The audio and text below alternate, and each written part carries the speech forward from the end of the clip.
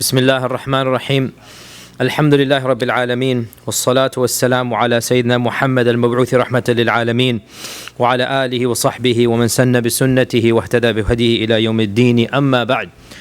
So today inshallah ta'ala we will move on from the battle of Khaybar. And in the next 6 months, a number of minor expeditions happened, which, frankly, even though this is an advanced Seerah class, but there's nothing really a huge, tangible political change through those minor expeditions. So we'll skip over them. The Prophet sent Umrah ibn al-Khattab, he sent Abu Bakr, he sent other Sahaba on expeditions where perhaps one tribe might have embraced Islam or another small area conquered. But in the broad scale of things, it wasn't anything as large as, let's say, Khaybar or Khandaq or Ahzab. And so we really skip over those small points because fact of the matter is we don't know these tribes that well in our times, and we don't know the geography of each area, meaning the audience here, so there's no point in go over them. So we just skip the next few months and we move to Umratul Qadah, which is the Umrah that is the Qadah, that is the making up of the Umrah. So the Umrah that they were supposed to do in Hudaybiyah, they make up for it. That's why it's called Umratul Qadah. It's as if they have to make up for the Umrah that they did not technically do, even though they did it in terms of Allah's reward, right? So the Umrah of Hudaybiyah is an interesting Umrah in that we assume that the Prophet ﷺ did it in reward, even though he didn't do it in actuality. So when somebody asks you how many Umrahs did he do, we begin number 1, Umratul Hudaybiyah. We actually begin like this. Why? Because Allah gave him the reward for it. And he shaved his hair off. So it's as if he did it, even though he didn't actually do it. So the first Umrah that he actually did is Umratul Qadah. And Umratul Qadah, the Prophet ﷺ left Medina in the 7th year of the Hijrah, in the month of Dhul Qadah, 7 AH in the month of Dhul Qadah, and he left with around 2,000 Muslims. So this is now a massive amount of people going to Mecca, and this time they took all of their weapons with them. Unlike the last time, this time they took all of their weapons with them, and they were prepared just in case the Quraysh would prevent them and take them to battle. So when the Quraysh heard that 2,000 Muslims are coming and they are armed, when they came close to Mecca, the Quraysh sent out a delegation led by Mikraz ibn Hafs, who was also in the delegation of Hudaybiyah. And Mikraz said to him, "O Muhammad sallallahu alaihi wasallam, we have never seen you be treacherous in anything small or big. So what's with the weapons? How come you're coming with these weapons when we had agreed that you would come with no weapons other than swords inside their scabbards?" In other words, the bare minimum, that's all you're going to enter Mecca with. But we see that you have horses, you have bows and arrows, you have armor. How can you be doing this? And so the Prophet ﷺ said, "And we shall not enter Mecca except as we agreed." We're not in Mecca yet, I'm outside Mecca. We shall not enter Mecca except as we agreed. And once again, here we have the Prophet ﷺ being faithful to the letter of the law. He brought the weapons all the way to the Haram, and then he left the weapons outside of Mecca, and he entered Mecca with the swords inside the scabbards. So he is fulfilling the letter of the law, which is, you shall not enter Mecca except with the sheathed swords. And he did actually have a supply of weapons right outside of the Haram, where 200 people guarded those weapons, and the rest of them, 1,800 of them, they did tawaf, and then they swapped over. 200 came back and 200 did tawaf. So the point being that here we find the Prophet ﷺ did not trust the Quraysh, and he made sure that he had the weapons, but he still fulfilled the contract and treaty by not marching in with all of those weapons.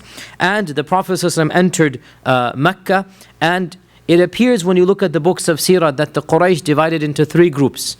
Some groups remained in their houses, locked doors for 3 days. Another group congregated in their parliament, which was called Darun Nadwa. Their parliament was called Darun Nadwa, and Darun Nadwa was their largest house as well. And it had a large area, and so lots of people could remain there. And one group even left Mecca, and they just camped outside in the valleys and hills for 3 days. Right? So it was basically up to the Quraysh.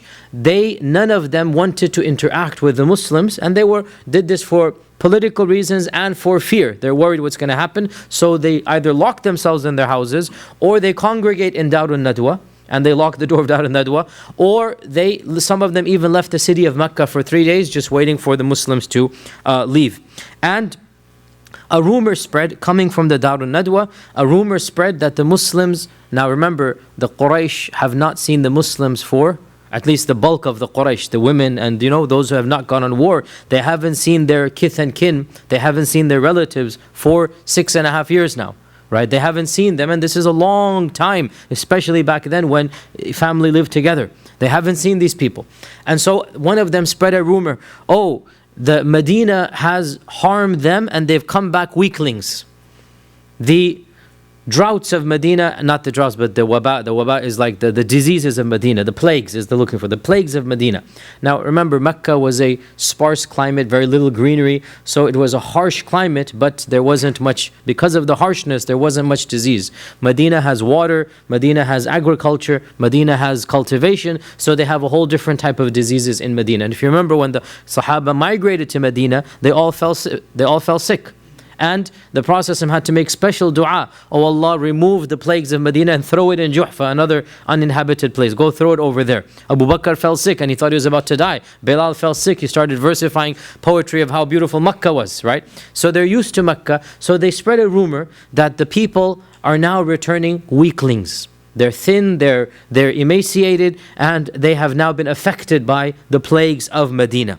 When the Prophet ﷺ heard this, he commanded the Muslims with many things. First and foremost, to raise their voices with talbiyah, out loud. Secondly, to show their right shoulders, expose their right shoulders. And this was the first time that this sunnah was introduced, that we all know now, that when we do our first tawaf, we expose the right shoulders. That only for the first tawaf, we expose the right shoulders. And thirdly, he said that they should walk around tawaf, the first three, with raml, which is almost a run. It's a brisk walk, which we all know from the books of fiqh. We know how it does. We can never do this when we do tawaf because there's always rush there, right? But imagine there was no rush. Then the Prophet ﷺ and the Sahaba, they were almost running. And there's a walk that you do that is basically as fast as you can walk, but you're not quite running. You're not quite sprinting, but you're walking as briskly as possible. And that's what the Sahaba and the Prophet ﷺ did. And this is what is called the raml, that they were walking as fast as they could. And they did this for the first 3 rounds. And when the Quraysh saw this, they said, Wallahi, there's nothing wrong with them. We've never seen them to be more energetic than this. And truly, it must have been an amazing sight for the Quraysh to see. Imagine, for the first time in history, 2,000 Muslims are around the Kaaba. Never before has this quantity come in the history of mankind. Remember, right? No doubt in the time of Ibrahim and others, you probably had, him and Ismail, and maybe if there might be 2-3 other people, right? Then after this time, where were the Muslims coming in mass congregation, right? And the Quraysh had their Jahili practices. Some were doing tawaf naked, some this, some that. The first time in history where we see what we see to this day. And that is the whole city full of people in ihram. Talbiyah be given out loud, 2,000 strong, and 2,000 is a large number. And there is no doubt that never in the year would 2,000 people come except during the Hajj.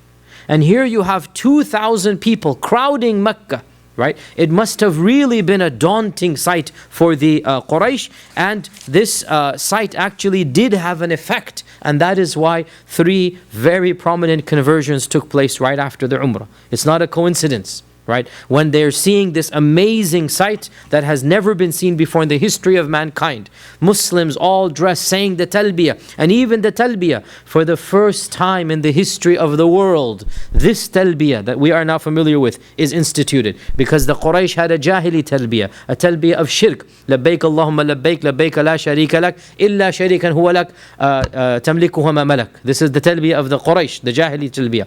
And we have, of course, labbaik la sharika lak, that we don't add illa sharikan tamlikuhu wa ma malak. We say labbaik la sharika lak, and we stop over there. So the talbiyah, loud, The whole people of Mecca can hear. Imagine the psychological impact this is having on the Quraysh. Who is the superior now? Who has more quantity? Who has the more energy? The tide has changed. It's not changing anymore. The tide has changed. Less than a year and a half from now, or less than 2 years from now, and Mecca will be in Islamic control. And this type of showing, this type of demonstrating of one's power, of one's whatever, this is something that is a standard part of the seerah. We see it in the Battle of Uhud with Abu Dujana, wearing the red turban, and then he's walking around in a manner that would otherwise be considered arrogant. But what did the Prophet ﷺ say? This is a mishya, a walking that Allah despises, except at such a time and place. We also see in the Battle of Hudaybiyah, in the Treaty of Hudaybiyah, when the Meccans sent the envoy, and the Prophet ﷺ said, show him the camels. And all of the camels were put in front of him and paraded. And this was a person from a tribe that exalted the hadi, that considered the hadi to be a very important sign. And all of this shows us what? That PR, as we call it, is an important part of our religion, legitimate PR. And once again, as usual, we have those that are overzealous and hot-tempered, and those that are on the opposite extreme and could not care. That we need to look at the image we give of Islam to others. And it is a part of our da'wah to give an image of strength and positivity, to give an image where the people see us and appreciate us. And that image changes. What image do you give from time to time, place to place? Here is a man who respects the hadi. Show him the camels. Right? The Quraysh are saying you're weak. Show them your strength. You're strong. Right? So, in our time, in America, in other places in the world where we happen to be living, when people accuse our religion of something that is false, that is wrong, we need to show them, no, that's not the case. They say Islam is a violent religion, we show them, no, we're not. We're a peaceful religion. They say Islam is this, we show them, no, Islam is that. They say Islam teaches you to hate Christians and Jews, we say no. We show them, this is what we're doing. And doing this type of quote-unquote PR, we're doing this because we're not changing the deen. Now, no doubt if somebody changed the religion, and if somebody said, oh, Islam accuses, you guys are, let's say, I don't know, you guys are mean to women because you tell them to cover up. We're not going to say, oh, women don't cover up anymore. Because we're not going to change our deen for the PR, right? But if anything that is an illegitimate criticism, and our deen and our religion is free of this charge, to emphasize that point, merely for the sake of demonstrating that our religion is contrary to what you're saying, this is not astaghfirullah, like some of the hard-tempered people say, oh, now you're catering to the kuffar. Now you whatever they want you to do, you will do. No, this is being extremely rash and hot-tempered. Our Prophet ﷺ is not catering to the kuffar when one of them is impressed by the hadi and he shows them the hadi. When on the Battle of Uhud, he needs to demonstrate strength. When in the incident of Umrah al-Qadah, he wants to show them, no, we are not weak. Right? This is all a part of PR. And living in the world that we live in, there are different accusations that are given. Right? And almost all of these accusations are false or misrepresented. And it is our job to clean our religion and show a positive image as long as we do not change our theology and ethics. Now, the Prophet ﷺ stayed in Mecca for 3 days. And the books of Seerah really don't give any details of those 3 days, which means that it was nothing strange happened. It was just a standard. He stayed there, he prayed, nothing strange happened. We can assume that the Prophet ﷺ led them in salah 5 times a day in front of the Kaaba. We can assume that it was a peaceful time, nothing else happened, or else it would have been mentioned. Because nothing else is mentioned, we assume that the Quraysh lived up to their treaty and did not interfere with the Muslims.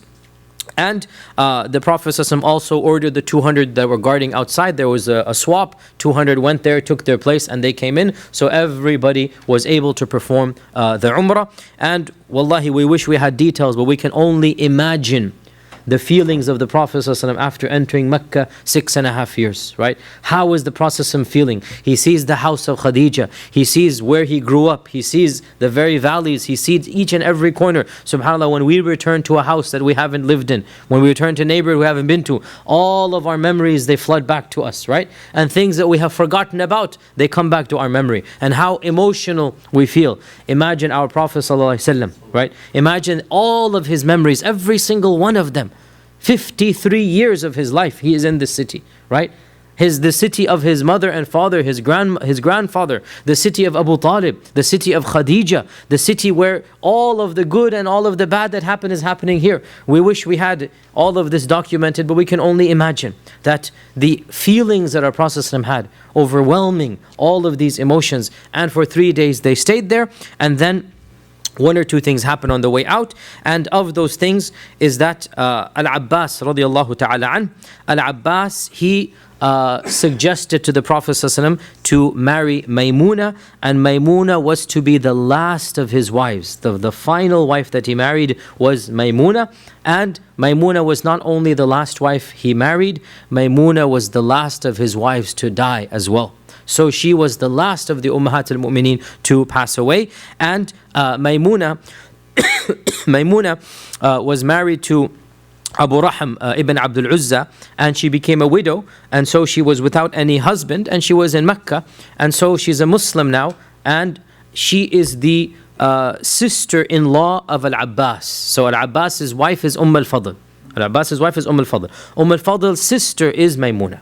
Okay, so Abbas's sister-in-law. So Maymuna is now left without anybody, and she's alone in Mecca, and she doesn't have anybody to take care of her. She's a Muslim. She doesn't want to remain with the Quraysh, with the non-Muslims. So she says to Al-Fadl, "Find me a husband.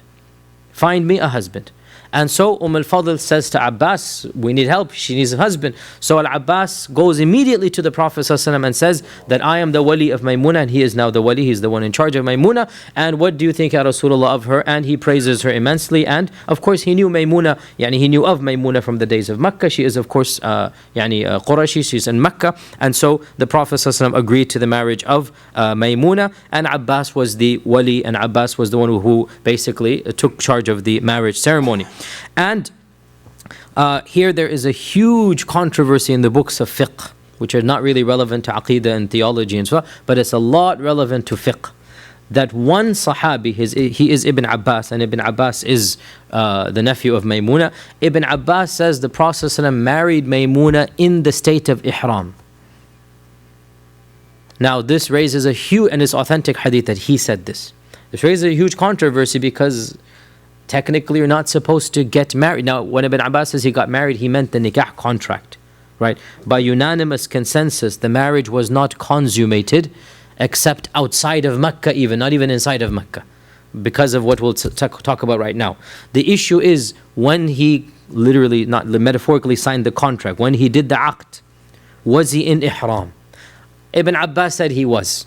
And this raises a huge controversy. The books of fiqh discuss this, and they try to figure a way out. But the fact of the matter is, this is an honest mistake from Ibn Abbas's part, because we have authentic narrations, not the least of which is coming from Maymuna herself. That Maymuna, when she tells her story, she said that when the Prophet married me, he was outside of ihram. He finished his ihram. He finished and he was not in ihram, and he married me in the state of hil, not in the state of ihram. And some people try to interpret Ibn Abbas's statement that what he meant by in ihram, وهو محرم, that تزوج وهو محرم, not that he was in ihram, but he was in Mecca inside of the haram, right? That is a problem linguistically. That's not how you refer to somebody inside of Mecca.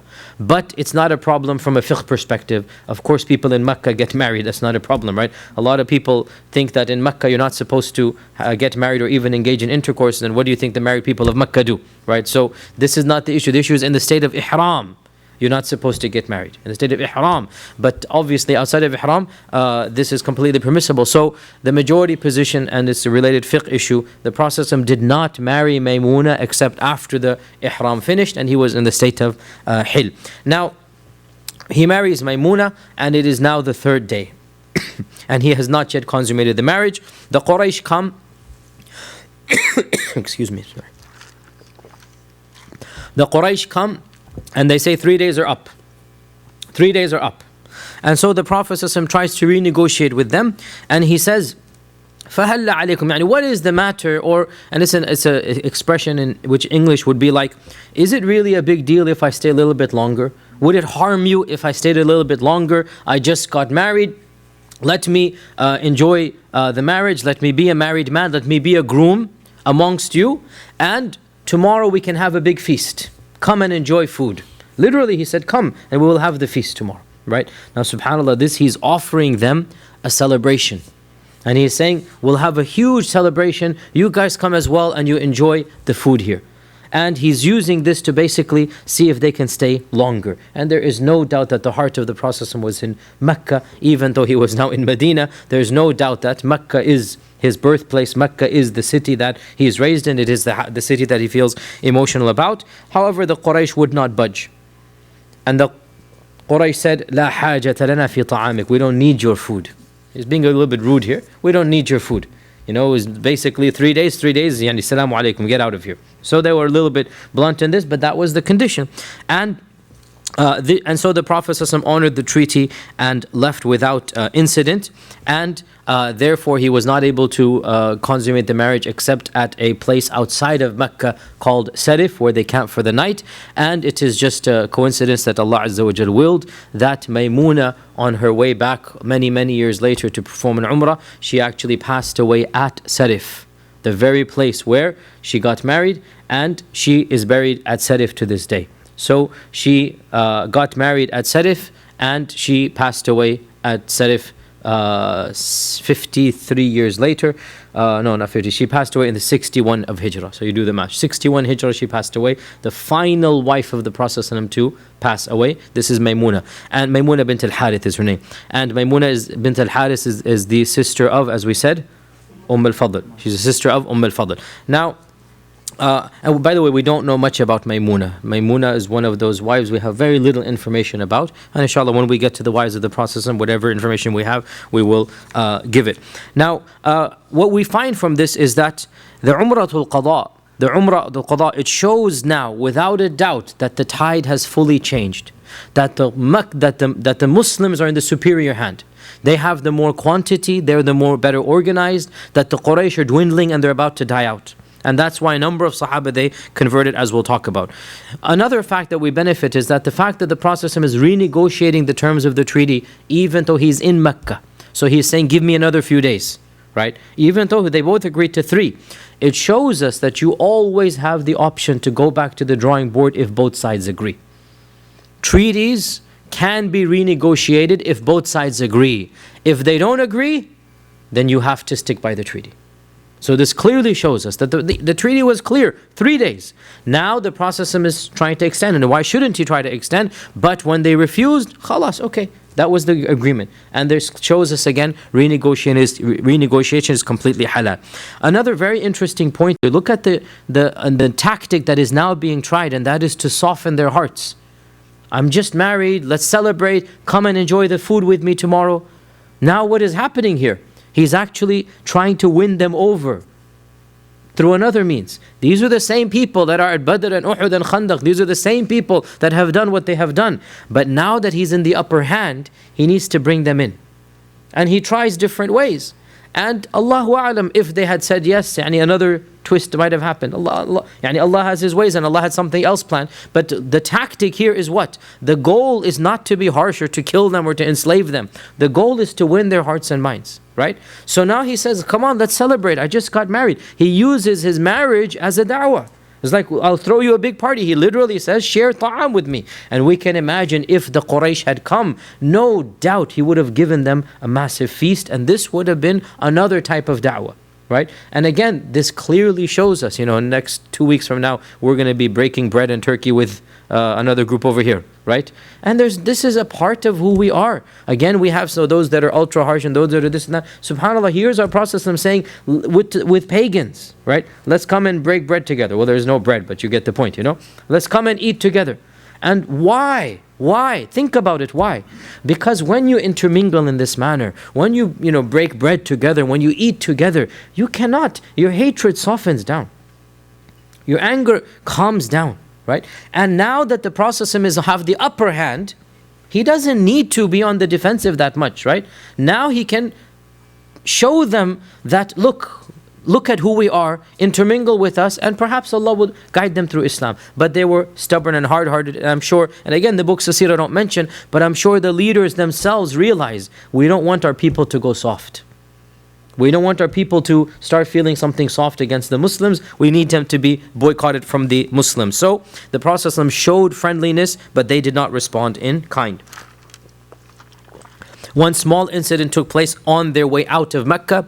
Literally, as they're coming out of Mecca, a young girl, 6, 7 years old, she comes running after them and she calls out to the Prophet and his immediate entourage, Ya Am, oh my uncle, take me, don't leave me in Mecca.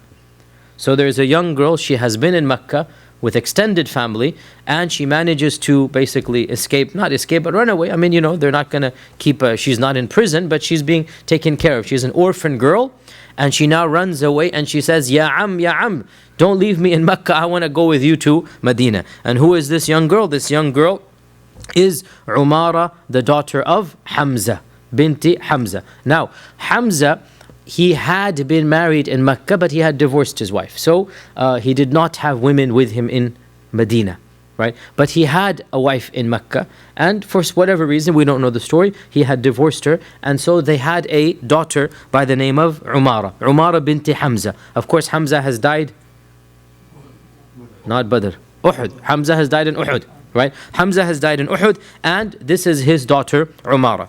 And Umara's mother, her name is Salma binti Umais, and she is the sister of the very famous Asma binti Umais. Asma binti Umais is a very famous Sahabiya. This is the sister of Asma. Her name is Salma binti Umais. And by the way, Salma and Asma, no, don't get confused here, their mother, not their father, their mother was also the mother of Maymuna that the Prophet just married. So this is the same mother but not a father.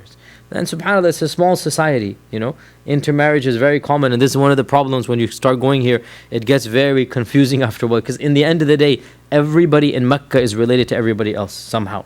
And this is a tribal society, right? Everybody is related somehow to everybody, even if it's 6th generation back, 6th cousin, 7th cousin. But we can trace lineages, and then usually when you trace lineage, you only trace to the father, and that's easy to do. When you bring in the mothers as well, then of course the mothers have their interrelationship as well. So you have cousins through mothers, obviously, and so it complicates matters. So just to give you one example here, that in fact, Salma being the sister of Maymuna, so the Prophet ﷺ is now married to Maymuna, and so he becomes a type of uncle even to Umara, right? You understand? Umara's mother is Salma. Salma's sister is Maymuna, half sister or sister through the mother. And now the Prophet has just married Maymuna, right? So Salma basically, she's a young girl. Now, why would she do this? Obviously, we're reading in the books of Seerah don't mention, but they don't need to mention. She's a young girl, but she'd rather be with the Muslims than with the pagans. It's very simple. Right? She does not want to be raised by extended family, by her relatives in Mecca. She wants to be with the Muslims. And this really amazing that a young girl, how has she heard of Islam? What positive image does she have? And she's 7 years old, or maybe she's seen them for 3 days. Allahu A'lam. Again, these are stories you wish you could, but you don't know. But we can just piece in the dots that whatever folklore or whatever, not folklore, but whatever she's heard, whatever she's seen, she has a very positive impression now of Islam and the Muslims. She knows these are her relatives. She's never lived with them, right? She's never lived with them. But she feels so confident to leave whoever is in Mecca, who is taking care of her, some extended family, we don't know. She doesn't want to live with them, and now she is going and she wants to be taken care of by the Muslims. So when they found out who this is, that this is Umara binti Hamza, so Ali ibn Abi Talib, he took her by the hand and he gave her to Fatima. And he said, here, this will be now our yatim to take care of. We'll take care of her. And when the others found out this is Umara, so Zayd ibn Haritha came. And Zayd said, the Prophet ﷺ and made me brothers with Hamza. This is at the Hijrah, right? And so I am the brother of Hamza. So this is my niece. So my family should take care of her, right? Then Ja'far came in. And Ja'far is the older brother of Ali, right? And Ja'far said, I have the same rank as Ali in terms of she's my cousin, right? But, now another twist of lineage here. My wife is her khala. So I'm married to her blood khala, right? I'm married to her khala. Now Asma binti Umais, we just said this. Asma binti Umais is Ja'far's wife, okay? Asma binti Umais, wallahi, what a woman. What a woman. Asma binti Umais married to Ja'far. And then she married, after Ja'far she married, We went over this. I'm 100% sure we went over this. Where are the note takers?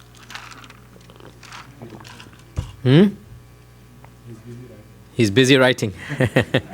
Abu Bakr as-Siddiq. And then after Abu Bakr as-Siddiq, who did she marry? Ali ibn Abi Talib. So she's married to Ja'far and Abu Bakr and Ali, right? And this is Asma bint Umays. So Asma bint Umays right now is with Ja'far, okay? And as we said, her sister is Salma, and Salma's daughter is Umara. Is that clear now, right? So Ja'far said, not only is she my cousin, I mean Hamza is my uncle, she's the daughter of Hamza, my wife is her khala. So now the three of them began disputing. Who should take care of this orphan? And it becomes heated, that each one is saying, I have the most right. And it is amazing, wallahi, what 10 years of Islam has done to the status of women.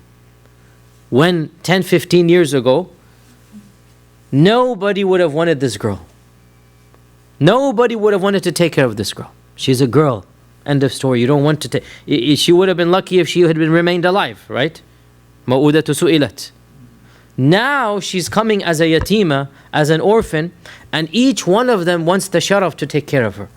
And they're having a bit of a, fight, verbal, that who's going to take care of her. Each one of them is bringing his merits, that I am more qualified, I have more right, this is my yatima, because who takes care of the yatima? The closest relative. The closest relative. So all three are saying, I have the most right. And so the Prophet ﷺ had to get involved. And this is very sensitive, because no doubt whoever you decide, the other two are going to be hurt, right? And so he begins by praising all three of them. All three of them, he brings their maqam very high up. And so he says to Ali ibn Abi Talib that Anta minni wa ana minka. You are from me and I am from you. And this is a fadila that we give to Ali ibn Abi Talib. As I have said a few days ago, every blessing for Ali and the Ali Muhammad, we give it whatever the Quran and Sunnah gives it. We don't have any problem with this. And our Prophet ﷺ said to Ali, Anta minni wa ana mink, that you are from me and I am from you. In other words, you have a maqam and a fadila. We were raised together in the same household that I took you in. Now you're married to my daughter, right? And so many other things that are similar. I am from you, you are from me.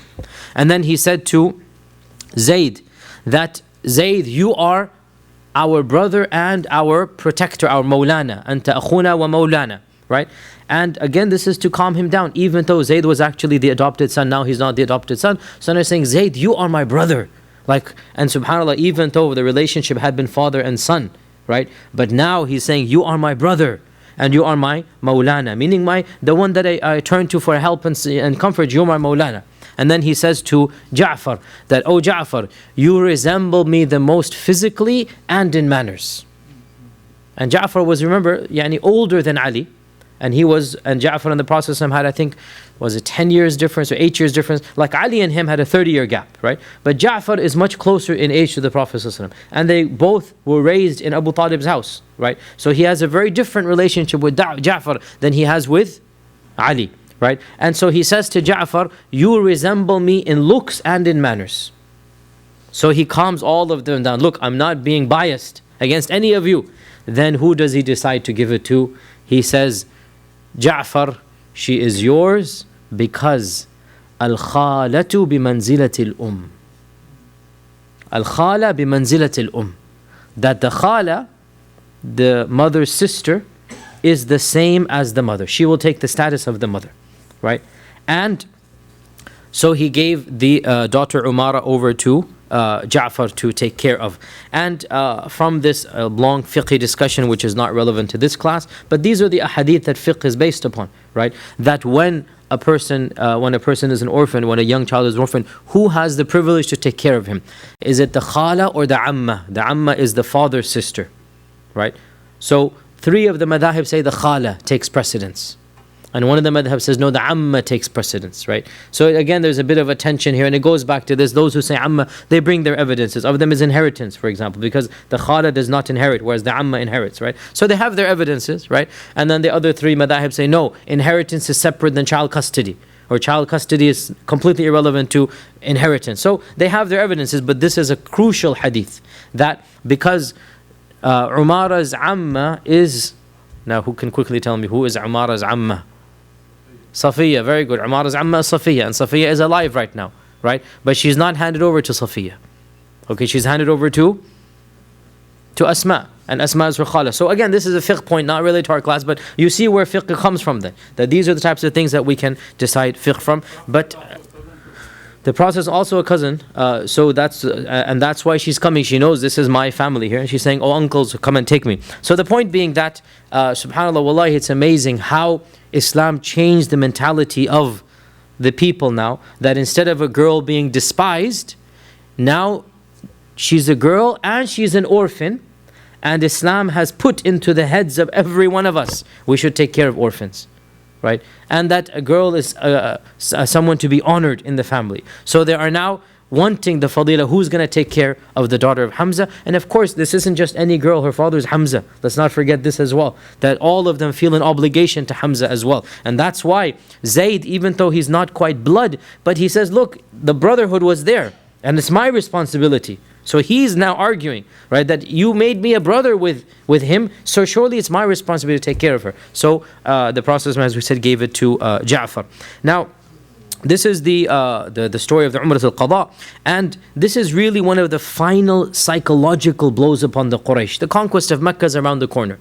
There's really nothing major that takes place in terms of political change between Umrah al-Qadah and the conquest of Mecca. The battle has completely turned over. The Quraysh are clearly on the lower side, and this is proven in the conversion of the final 3 people before the conquest of Mecca. The final 3, and all 3 of them converted right after Umrah. All 3 of them converted right after Umrah al-Qadah, which shows us a psychological impact Umrah al-Qadah had on the Quraysh. And we'll mention all 3 of their stories as briefly as we can. The first of them was Amr ibn al-As.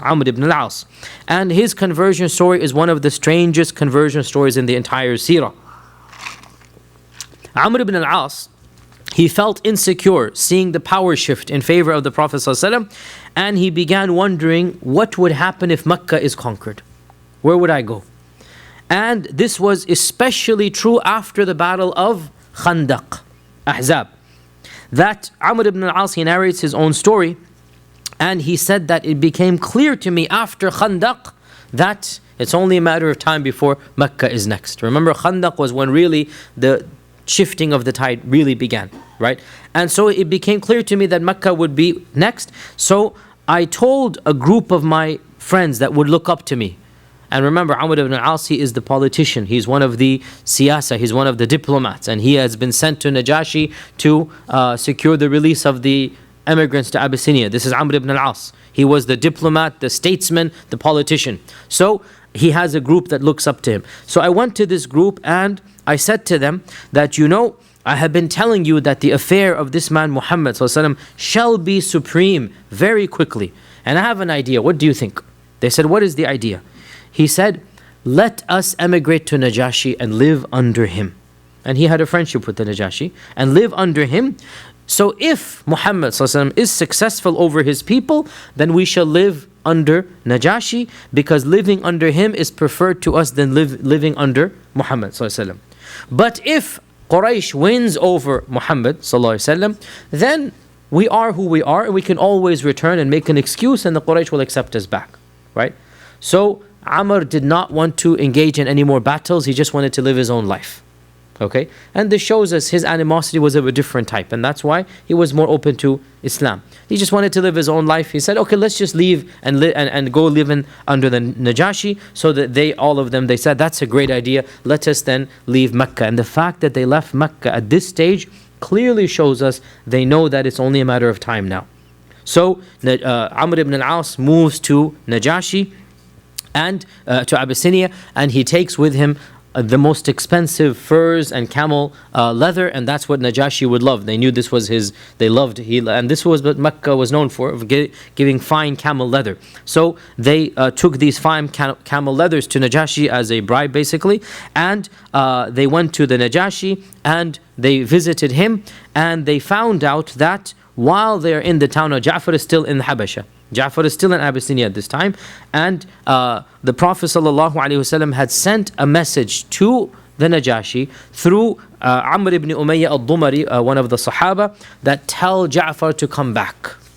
So now this is the message to come back, and eventually Ja'far will come back at the battle of Khaybar, right? So this is now the message to come back. So Amr ibn Dumayya is in town and he is delivering the message to Najashi. Now Amr is a messenger, he's not under the protection of Najashi, unlike the other Muslims of Habasha, right? Amr is a messenger, he's coming, he's going to go back. So, and of course Najashi is a Muslim, Amr doesn't know about this, right? So Amr says that let me ask permission from the Najashi if we can kill this envoy and get rid of him in order that the Quraysh will then respect me. In order that I have a privilege over the Quraysh. Just for revenge, basically.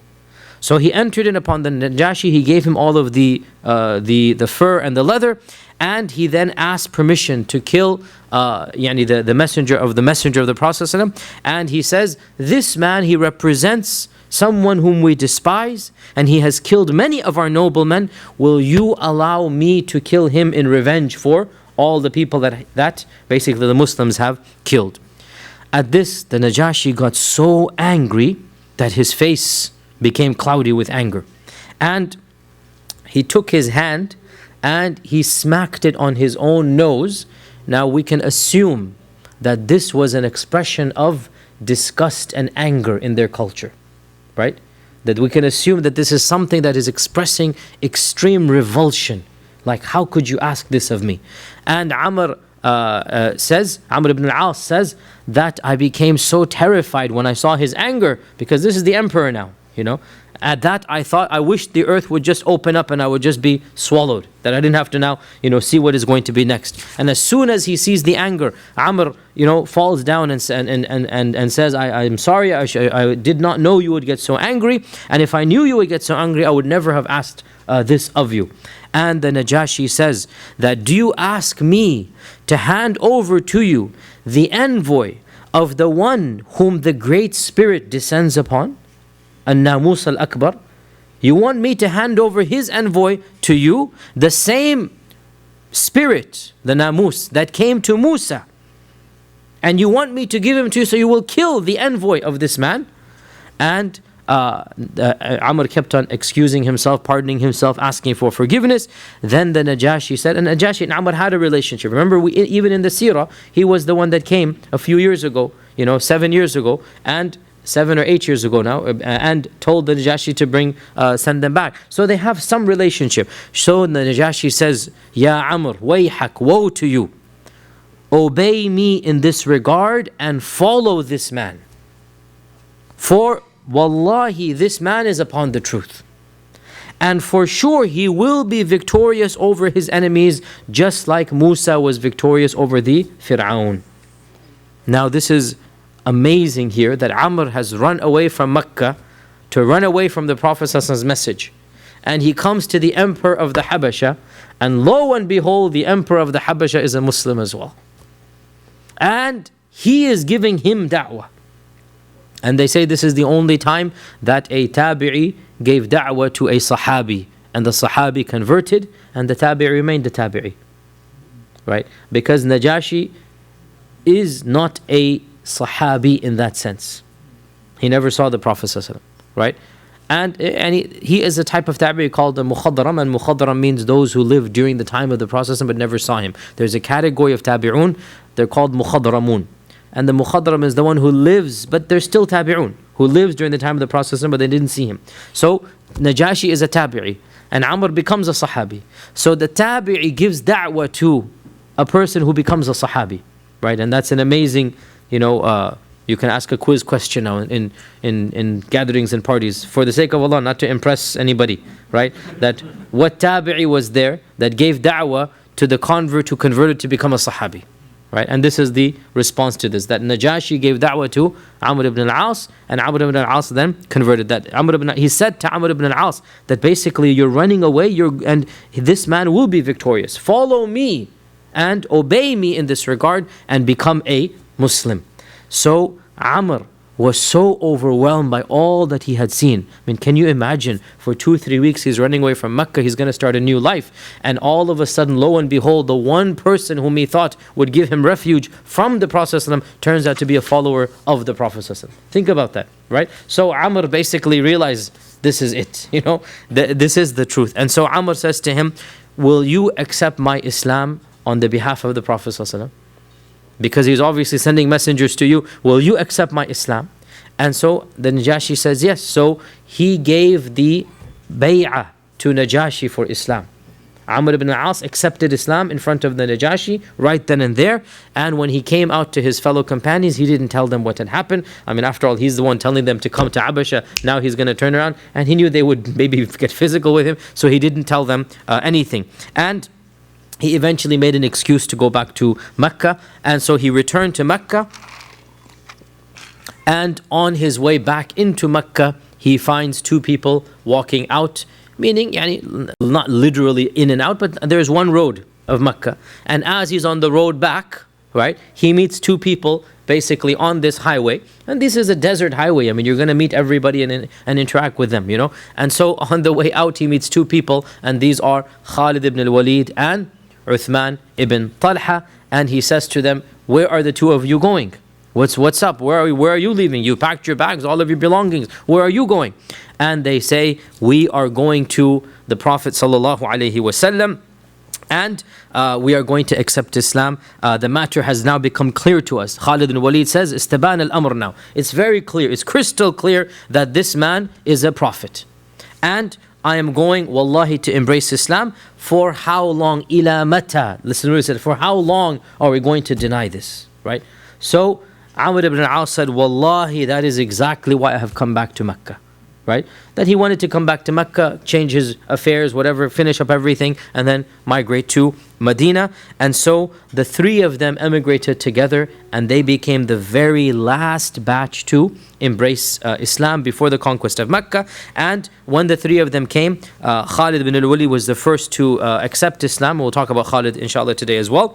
Then it was Amr's turn to accept Islam in front of the Prophet ﷺ. And we just coincidentally mentioned this hadith yesterday in our after Isha halaqah, right? Coincidentally, now we're talking about it today, where the Prophet ﷺ stretched his hand forward, and according to one report, Amr pulled it back. According to another, he held onto his hand rather than the palm. And so the Prophet ﷺ said, Ya Amr, malaka, what is the matter with you? And so Amr said, before I embrace Islam, I have a condition. The Prophet ﷺ said, what is that condition? Amr said, that all of my past sins be forgiven. I don't want anything to be brought up in the past. Whatever happened, now khalas, it's a new slate now, right? That all of my past sins be forgiven. So the Prophet ﷺ said, Ya Amr, ألا تعلم أن الإسلام يجب ما كان قبله وأن الهجرة تجب ما كان قبلها وأن الحج يجب ما كان قبله. Don't you know, O Amr, that three things wipe away everything before them. Number one, embracing Islam. Number two, migration, and you have just migrated, right? And number three, Hajj. And the fact that Hajj is mentioned is our only hope. For us who are born Muslims and we have emigrated this way rather than that way. Some of us emigrated. I have been born here, so there is no emigration. But for the rest of us, mashallah, Hajj is where we need to be concentrating on, insha'Allah ta'ala. Inshallah. So the point being, our Prophet said, don't you know that this is already accomplished by you embracing Islam and going for Hajj? And so this became the final batch that embraced Islam. So this is Amr. As for Khalid, Khalid's conversion story as well is very interesting. Khalid, of course, who is Khalid? Khalid ibn al-Walid, and of course al-Walid is al-Walid ibn al-Mughira. And al-Walid ibn al-Mughira, he is the chieftain of the Banu Makhzum. And I've done this so many times, I hope all of you know now who are the Banu Makhzum. The Banu Makhzum is Abu Jahl, Abu Jahl's tribe, right? And the Banu Makhzum are the statesmen, and the Banu Makhzum were the ones who were the most rivalry and the most jealousy of the Prophet. There were three major, like again, what is the Quraysh is composed of many small tribes, right? And many of the smaller tribes, they knew their level, that we're not going to get to that level. Like the Bani Adi, which is Umar ibn al-Khattab's tribe and whatnot. These are average Qurashi tribes, and to be a Qurashi, you are already honored in the rest of the Arabs. But within the Quraysh, they had their own hierarchy. And there were three that were at the top, basically, right? And one of them kind of sort of dwindled out after Islam, and two only remained, the Banu Hashim and the Banu Umayyah, right? But pre-Islam, in the days of Jahiliyyah, there was the Banu Hashim, the Banu Umayyah, and the Banu Makhzum. These were the three that they all had major roles to play in the days of Jahiliyyah. And they would all compete with one another. And Al-Walid ibn Mughira was the chieftain of the Banu Makhzum, just like Abu Talib was the chieftain of the Banu Hashim, right? So Al-Walid ibn Mughira was basically the most famous of the Banu Makhzum, and he was also the official poet of the Quraysh. When the Quraysh competed in competitions, they would send Al-Walid to represent them. Al-Walid was the official poet of Mecca. Nobody was close to Al-Walid when it comes to poetry. And that is why when the Quran was revealed, they all came to him. That you need to say something. They all came to him. What, you have to give us an official statement. So he says, let me think a while, right? And he, as Allah says in the Quran, this is Surah Muddathir, this is all Surah Muddathir, right? That ثم عبس وبس ثم أدبر واستكبر, that ثم نظر قال ذرني ومن خلقت وحيدا. So Allah says, ذرني ومن خلقت وحيدا وجعلت له مالا ممدودا وبنين شهودا. This banin, one of them is Khalid ibn Walid. He is referenced indirectly in the Quran, right? وبنين شهودا, many children. One of these children is Khalid ibn Walid, right? وَمَهَدْتُ لَهُ تَمْهِيدًا ثُمَّ أَطْمَعُ أَزِيدُ كَلَّا إِنَّهُ كَانَ لِآيَاتِنَا عَنِيدًا إِنَّهُ فَكَّرَ وَقَدَّرَ. He plotted and he thought and planned, right? فَقُتِلَ كَيْفَ قَدَّرَ. May he be cursed. Look at how he planned. ثُمَّ قُتِلَ كَيْفَ قَدَّرَ. May he be cursed again. Look at how he planned. Meaning, he had an evil agenda.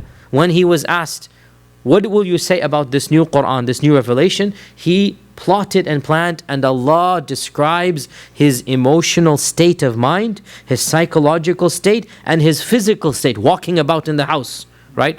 All of this in the privacy of his house, Allah revealed it in Surah Muddathir.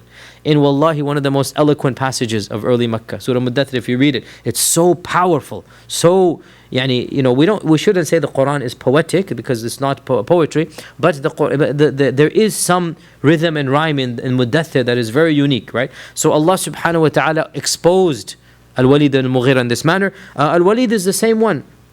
عَبَسَ وَتَوَلَّى أَنْ جَاءَ الْأَعْمَى وَمَا يُدْرِيكَ لَعَلَّهُ يَزَّكَّى أَوْ يَذَّكَّرُ فَتَنفَعَهُ أَمَّا مَنِ اسْتَغْنَى. As for the one who thinks he has everything, this is Al-Walid, right? So when Ibn Maktoum came, the Prophet was speaking to Al-Walid, right? And Al-Walid was a nobleman who, no doubt he was an enemy, but he was not a vulgar enemy like Abu Jahl. He was an enemy that was attracted a little bit. And that's why he was listening to the Prophet ﷺ. And that's why the Quran affected him, as we learned from the Quran as well. And that's why when the Prophet was giving him da'wah, he was so hopeful. Then tip, Ibn Maktoum comes along, right? With the staff. And then Al-Walid says, you want me to follow a religion where these are your followers? Thanks, but no thanks, basically, right? And that's when Abasa wa Tawalla and Ja'al A'ma. That the Prophet felt he's so close, but he wasn't close because he had kibr. But he felt he was so close. So that's when Abasa wa Tawalla was revealed. In any case, all of this is Al-Walid. Al-Walid's son is Khalid ibn al-Walid, and Khalid ibn al-Walid, of course, was raised in the lap of luxury and the lap of horsemanship and the lap of being trained by the best trainers, because his father is the chieftain, so he learns the arts of war. And he did not participate in Badr because he was on an expedition, but after this he participated in every single battle, and in every single battle he caused the most damage. We know what happened in Uhud. It was Khalid ibn al-Walid. In the battle of the Khandaq, Khalid was one of the very few people who actually broke through the defenses, made it into Medina. He jumped over the trench with a small group, made it into Medina, then he was surrounded, and so he then wisely retreated. But he actually broke the defense mechanism. And Khalid was also the one who was sent to Hudaybiyah to block the Prophet ﷺ, and the Prophet ﷺ outmaneuvered him once again, right? And this, by the way, this little point here, that the Prophet outmaneuvered Khalid in Hudaybiyah, it clearly shows that he was the better military commander, obviously, because he has Allah on his side, right? That he was the better military commander, that the Prophet managed to outmaneuver Khalid and still camp at Hudaybiyah. And the story of Khalid's conversion is mentioned by Khalid himself in the first person, and Ibn Kathir and others, they narrate this in their history, that Khalid says that when Allah wanted good of me, He threw the love of Islam into my heart. And I said to myself, I have witnessed all of these battles against Muhammad ﷺ, and every time I have participated, I have sensed that I am being turned away, that something is beyond me. I have sensed something supernatural, right? And that Muhammad ﷺ shall be victorious. Then the final straw was at Hudaybiyah. When I met him at Asfan, and I was prepared to charge, but it was as if he sensed us. And even in the salah, they prayed Salat al-Khawf. When Khalid thought they'll attack during salah. Right? Khalid thought, don't worry. We talked about this, by the way. That when they were praying, so Khalid said, don't worry, I know exactly what to do. When they go into sajda, we'll just fire and charge. Right? And what happened? Allah revealed Salat al-Khawf right then and there. Right? And so it is as if he said, he knew what I was thinking. And not only that, he outmaneuvered me at Hudaybiyah after this incident, and he managed to outflank me and pass us by. And so he said, I realized that this man is protected, that I cannot get to him, and I realized after the Hudaybiyah treaty that he will be victorious. Once again, this is very clear now that the tide is changing. So I thought to myself, where should I go? First place that all of these people think about it is Abyssinia. But then he says to Abyssinia, over there, what am I going to do there? And his own followers are also over there, right? Then where should I go? Heraclius? Rome? If I go to Rome, I will have to become a Christian, and I will have to change all of my culture and leave my land and live as a stranger. So what should I do? So I continued remaining confused in my state until the Umratul Qadah. When the Umratul Qadah took place. And the Prophet entered Mecca, and he did not find me, and he asked about me. So my brother left me a message, a letter. Now Khalid's brother, his older brother, Khalid's older brother was named Al-Walid ibn Al-Walid. So his father is Walid and his brother is Al-Walid. And Al-Walid ibn Al-Walid embraced Islam as a prisoner of war in the Battle of Badr. So Al-Walid was captured in the Battle of Badr, and he became a prisoner, and Khalid brought 4,000 dirhams for his ransom, and Al-Walid had embraced Islam as a prisoner. And he waited for his brother to come and pay the money, and Al-Walid and Khalid then went outside and back to Mecca, and the first night they camped. When Khalid woke up, Walid had disappeared and taken his horse and gone back to Medina. And he wanted the Prophet to have the money from the Quraysh, and he himself returned. This is Khalid's first exposure to what Islam does. Like, your loyalties become to Allah and His Messenger, right? So Al-Walid wrote him a letter, and the letter said, Bismillah ar-Rahman ar-Rahim, as to what follows: I have not seen anything stranger than you running away from Islam, and you are as smart as you are. For how long will you oppose Islam? And the Prophet ﷺ asked about you when he came to Mecca, and he said, where is Khalid?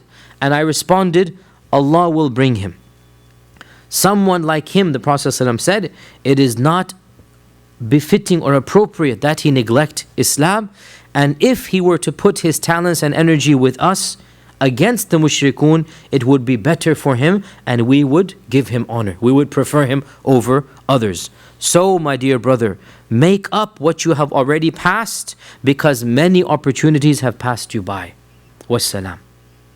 Meaning what? You've missed all of these great battles, and I was a part of them, right? Before it's too late, change over, or else everything will be gone.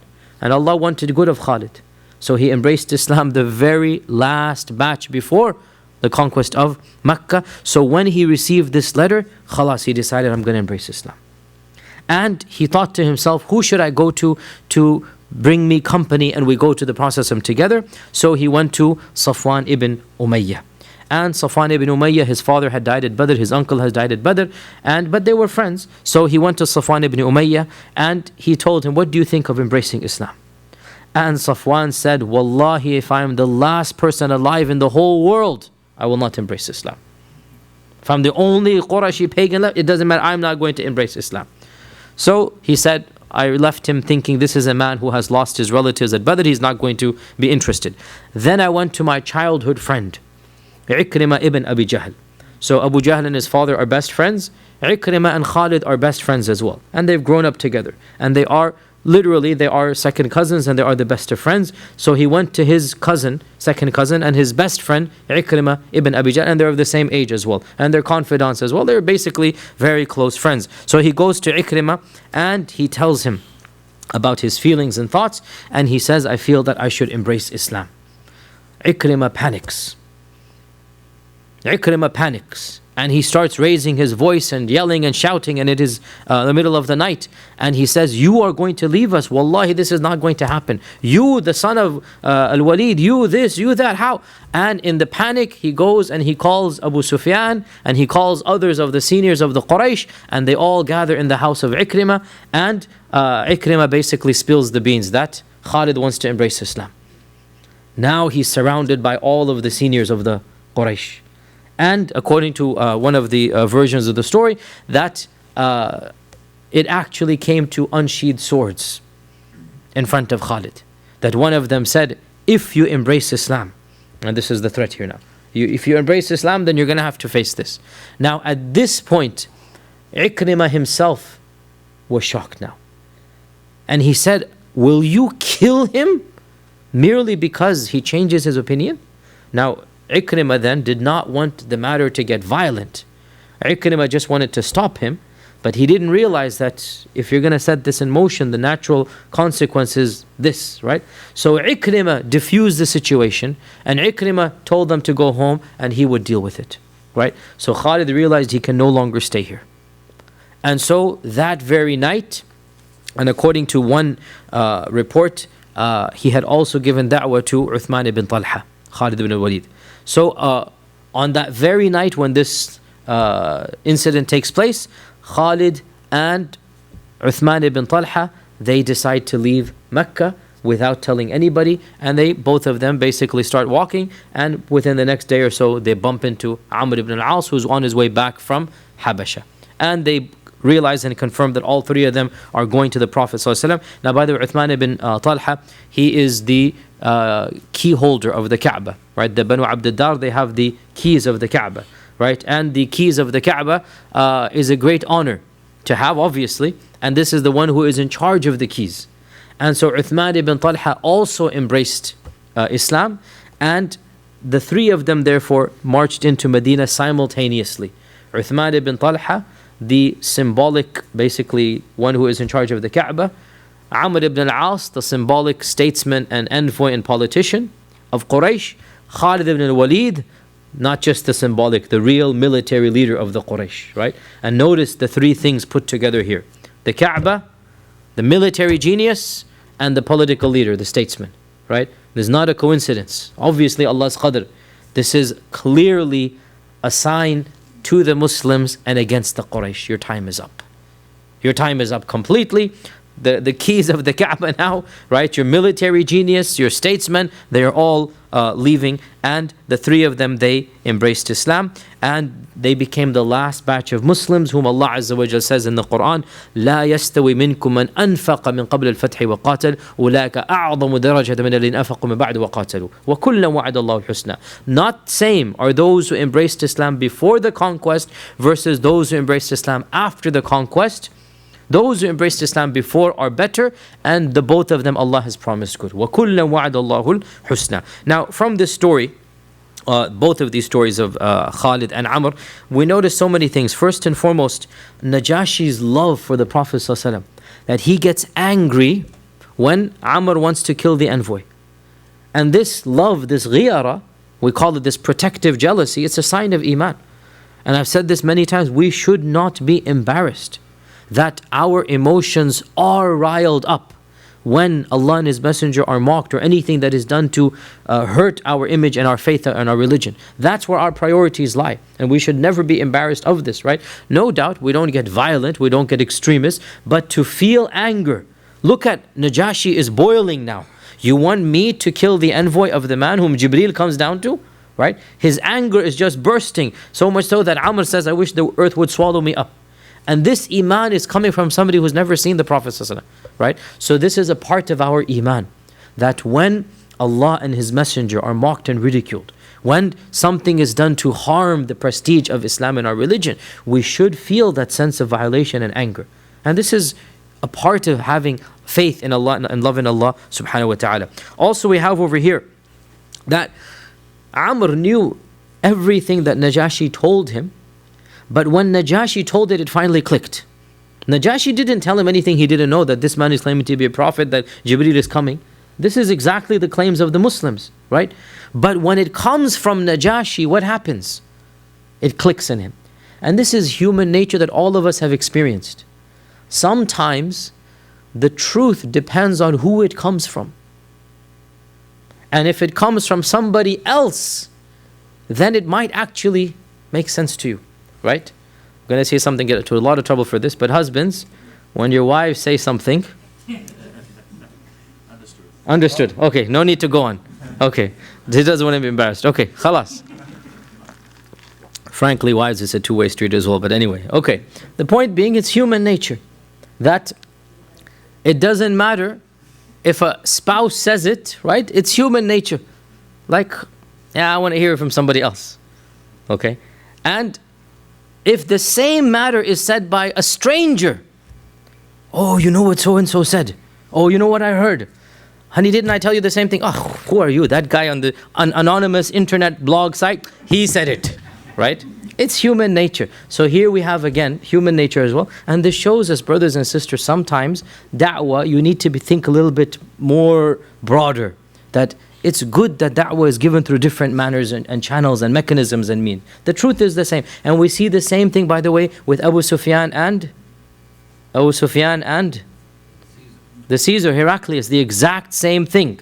That Heraclius says to Abu Sufyan, that are you, basically, or he didn't say this, but I'm saying, are you a fool? He doesn't lie about gold and silver. You yourself have told me he doesn't lie. And now you expect him to lie about God himself? Right? And Abu Sufyan said, that was the first time, Islam became something in my heart. It's the same truth, but it's coming from somebody that you don't expect it to come from. So this is human nature when it comes to da'wah. Also notice over here, the psychological da'wah to Khalid. That the Prophet is mentioning his name, the Prophet is saying if he comes over, we will honor him. That he realizes it's a big deal for him. And you want to tell him, look, we'll also take care of you. And this is also a part of giving da'wah. Also notice over here, the concern of Amr ibn al-As. And in fact, it is also said that Khalid asked the same condition as well. That is, O Messenger of Allah, can my sins be forgiven when I accept Islam? The concern for Amr. That now, and this shows us genuine iman. This isn't just political iman, genuine iman, that he's worried about his sins. Ya Rasulullah, I want my sins to be forgiven now. I want a clean slate to begin with. And this shows us again the maqam and the status of Amr ibn al-As. And the fact of the matter is that a lot of people, astaghfirullah, they talk about Amr in a manner that is not appropriate. Because of what happened afterwards, he did become a politician, he was on the side of Muawiyah, he did what he did, but there is no doubt that he is a sahabi. A companion, a great companion, a companion who embraced Islam before the conquest of Mecca, and a fundamental principle of theology. This isn't history, this is aqeedah. A fundamental principle of aqeedah. We do not speak ill of any sahabi. We don't doubt their niyyah. We can disagree with their fiqh and their political decisions. We don't have to follow every fiqh. Ibn Abbas said X is halal and Ibn Umar said X is haram. Okay, we look between the two of them. We don't have to follow the one over the other. Ibn Umar had this position, Ibn Abbas had another position. Okay, we can disagree. But we never, ever, ever criticize the intention, the niyyah, the Islam of any companion. Even if they commit a sin, we say this was a sin they committed, and Allah Azza wa Jalla, meaning an open sin. It is true, some of the Sahaba did sins that they're not ma'asum, right? Only the Prophet is ma'asum. But we don't doubt their niyyah and their Islamic, their sincerity to Islam. And Amr ibn al-As, we see his sincerity in this one incident. And also we talked 2 days ago about his deathbed, and that's a different story. But when he was dying, the guilt that he was feeling, I don't know what I did, I hope Allah forgives me, that clearly shows a sense of iman. And we conclude by pointing out that the conversion of these three people, and I already explained their symbolic conversion here, that the keys of the Kaaba, and that's the religious conversion, right? And Khalid, and that's the military conversion. And Amr, and that's the political, the statesman, he's the envoy, the conversion. So with these people coming, wallahi, it's basically complete. It's a done deal now that the Quraysh are basically about to be completely, wiped out from the political power. And this was a precursor to the next step. There were many other, expeditions as well that took place after this incident. But again, for the purposes of this seerah, these minor expeditions that the Prophet did not participate in, we will simply overlook them, and then inshallah move on in our next seerah to the next topic. And with that, inshallah, jazakumullahu khairan.